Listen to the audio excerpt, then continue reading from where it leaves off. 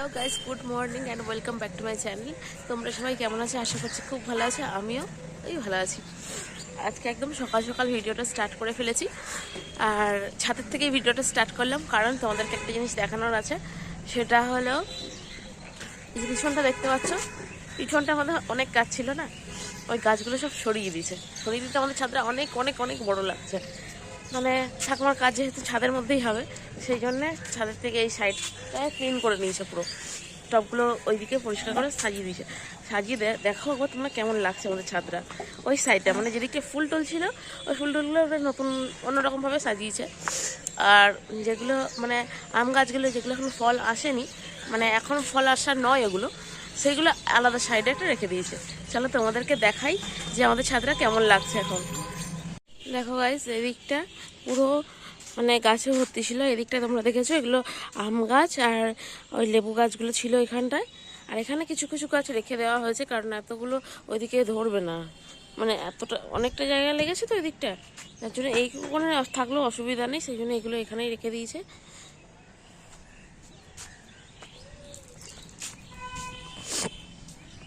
এইখানটা কিছু আম গাছ রাখা আছে, এদিকটা দেখতেই পাচ্ছ তোমরা। সিম গাছটা যেমন ছিল সেরকমই আছে। আর এইখানে আম গাছগুলো ট্রান্সফার করা হয়েছে, ওইখানের আম গাছগুলো যেগুলো এখন ফল আসবে না, এখন আপাতত এখানেই গুছিয়ে রাখা হয়েছে। পরে আবার ওই দিকটাই করে দেবে হয়তো, জানি না কোথায় রাখবে। আর এই যে তোমাদেরকে বলছিলাম, গাঁদা গাছগুলো এখানে রাখা হয়েছে। গাঁদা গাছ, বেগুন গাছও দেখি এখানে তুলে দিয়েছে, বেগুন গাছ। আর চন্দ্রমল্লিকাগুলো একদম এই সাইডে দেওয়া হয়েছে উপরে।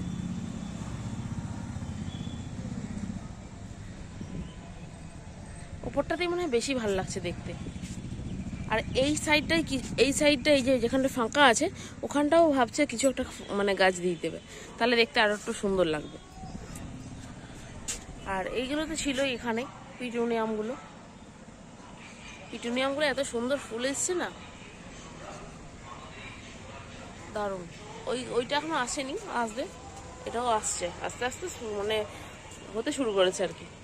আর গোলাপগুলো এখানে রাখা ছিল, এখানেই আছে। আর ওইদিকে লেবুগুলো যেগুলো রাখা ছিল, এই যে লেবু গাছগুলো এখানে রাখা হয়েছে। আপাতত এখন এদিকটা সরিয়ে রাখা হয়েছে।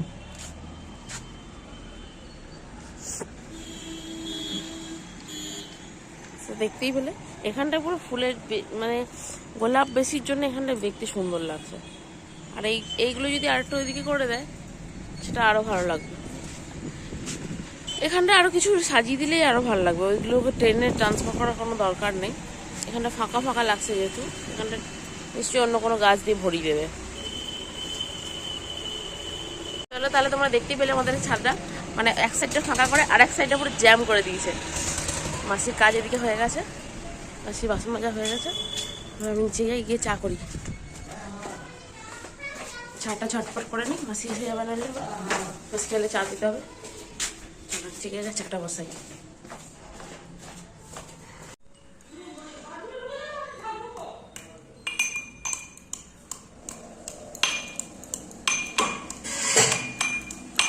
মাসি রান্নাঘরটা একটু মুছে দিন, রান্নাঘরটা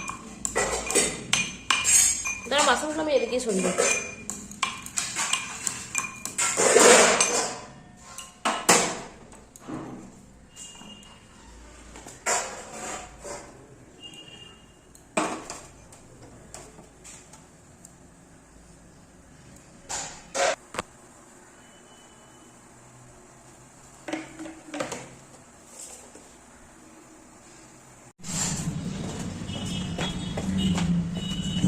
গাইস, আবার আমি বেরিয়ে পড়লাম হঠাৎ করে। বাবার একটা ফোন পেতেই পুরো দৌড়াচ্ছি, মানে বললো এক্ষুনি চলে এসো, এক্ষুনি চলে এসো। বাবা একটা ফোন করলো আর কি, কোনো কাজ আছে হয়তো, মানে ফোন করার সাথে সাথে বেরিয়ে যেতে হচ্ছে এখন। চলো। হ্যাঁ হ্যাঁ, ওই ফটো দোকানটার কাছে দাঁড়াবো, তাহলে চলো আমি বলে দেবো। সো গাইস, আমি চলে এসেছি দোকানে। দোকানে আসার পর বাবা বেরিয়ে গেল, মানে বাবা ছেলে দুজনেই বেরিয়েছে, একটু নিমন্ত্রণের ব্যাপার আছে। তো দোকানটা যদি একটু বসতে হবে, তো সেই জন্য আমাকে বসিয়ে দিয়ে চলে গেল। এখনই চলে আসবে ফটাফট, দেখা যাক তোমাদের দাদাভাই হয়তো আগেই আসবে। তো সেই জন্যই দোকানে আসা। আর দোকানে আসা আর একটা কারণ আছে, সেটা হলো আমার একটু কাজ আছে বাইরে, আর দোকানে কাজ আসবে মেনলি, সেই জন্যই আসছে। এসছে দেখি কী বলতে চাইছে।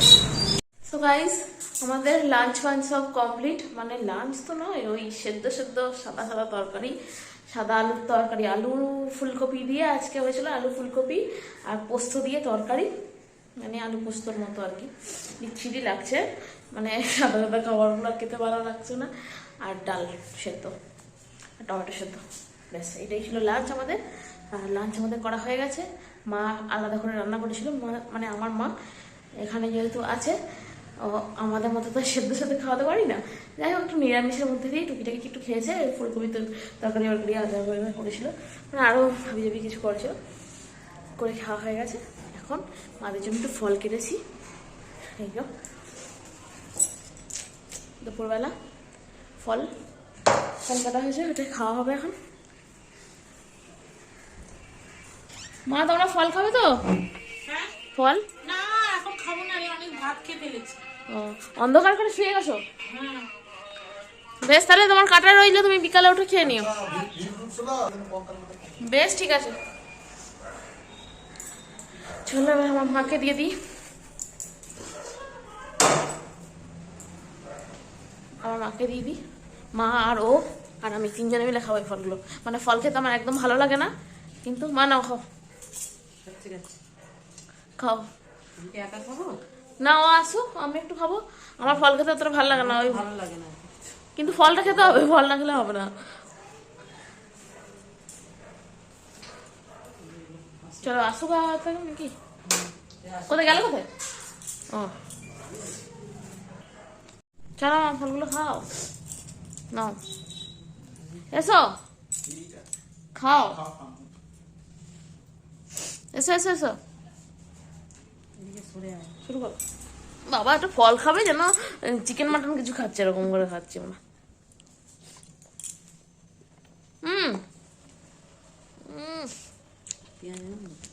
না ভালো হতো। সো গাইস, আমাদের ডিনার সব কমপ্লিট হয়ে গেছে, আর অনেকটা রাতও হয়ে গেছে। বিকাল থেকে একদমই ভিডিও করতে সময় পাইনি মানে বাড়িতে একটার পর একটা লোক এসেই চলেছে। আর তোমাদের দাদাভাইয়ের অবস্থা দেখো, একদম মুড়িয়ে শুয়ে গেছে, এতটাই ঠান্ডা লেগেছে। মা এদিকে বসে আছে, মানে একটার পর একটা লোক আসছে, মানে কি, মানে যারা যারা আসতে বাকি ছিল সবাই এসে এসে দেখা করে যাচ্ছে। প্লাস আমাদের বাড়ির কাজ প্রচুর ছিল, মানে এতক্ষণে খাওয়া দাওয়া হলো আর কাজগুলোও শেষ হলো। সন্ধ্যা থেকে শুধু কাজই করে যাচ্ছি। যাই হোক, ওইসব কাজ ব্যস্ত থাকবেই, কালকে তো আরও চাপ হবে। তো ভিডিওটা ভালো লেগে থাকলে তাহলে তোমরা কি করবে, like, comment and share and subscribe করতে একদম ভুলো না জানো। আর একটা কথা তোমাদেরকে বারবার বলছি, তোমরা একটু বেশি বেশি করে লাইক করো, তোমরা একদম লাইক করছো না, তোমরা ভিডিওটা দেখছো কিন্তু লাইক করছো না কেন, সেটা আমি বুঝতে পারছি না।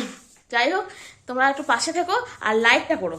চলো তাহলে আজকের মতো টাটা।